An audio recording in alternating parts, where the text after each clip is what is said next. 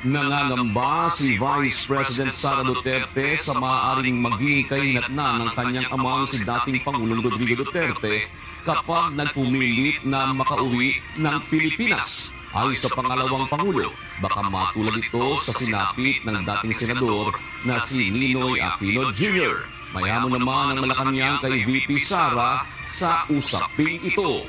Ito ang balita ni Nel Maribuhok. Sinabi ko din sa kanya yun pa. Sabi ko, yung kagustuhan mo na umuwi, yan din yung katapusan ng buhay mo. Magiging Ninoy Aquino Jr. ka. Kung ipipilit na makauwi ng Pilipinas, baka matulad ka sa nangyari kay dating Senador Benigno Ninoy Aquino Jr. Ito ang babala ni Vice President Sara Duterte.